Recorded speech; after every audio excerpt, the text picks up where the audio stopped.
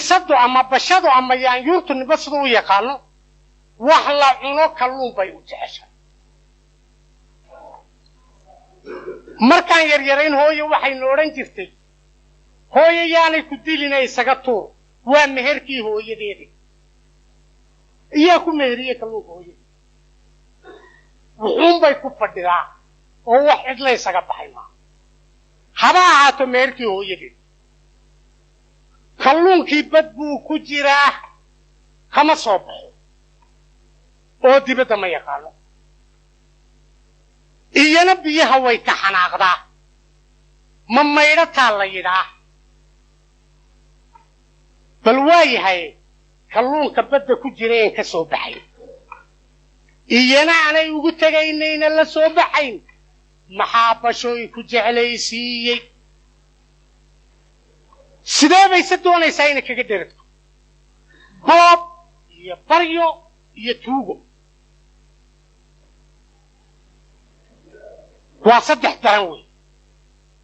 baryo waa ceeb boobna waa dhagar tuugana ka sii darana waa ceeb bal inta ay saddexdaan nolosheedii ku xidhay miyay jillaabashada barato oo sida loola soo baxo barato ay kaa qabeesho maxaa uga bacay sharafta wixii lagu helaayey basar xumaama soomaaliba xayawaanka ilaahay marka waagu beriyo wuu wada buseelaa wadaadku allahu akbar diigu waa qayliya dameeruhu waa ciyaan shimbiruhuna waa golomisaanoy buseelaan maxay leeyihiin waagii baa inoo beryey waan arsaaqo doonanaynaa mugdigii wuu dhammaaday cabsidii way dhammaatay shucuurtoonkii wuu dhammaaday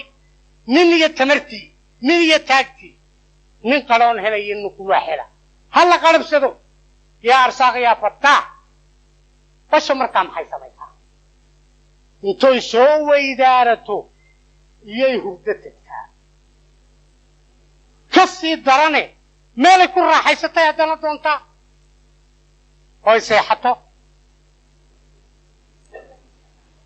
waayahay bashooy raaxo waxay u xalaal tahay oo raaxaysta ninka shaqaystay ee wax dhigtay haddaba maxaad soo shaqaysatay ood meel dhigatay waxba dee maxaa tirada u kala qadimi kow laba saddex baa la yidhaahaaye ma saddex laba kow baa la yidhahaa bashooy waxaanad ku raaxaysanaysa ma leedahay horta maya kii lahaa wuu ku dili haddaba markuu kuugu yimaado sababta raaxada ku bartay adoon hubkeedii u samaysanin maxay tahay bashooy basar xumidaa ma soomaali baa tahay mid saaka cajiintii u fixi weydo quraaclaanka lahay oo faqiir oo soo gubtay iyay canjeeradii u dhigtay waxoogay markaasay rooti yarna u soo iibisay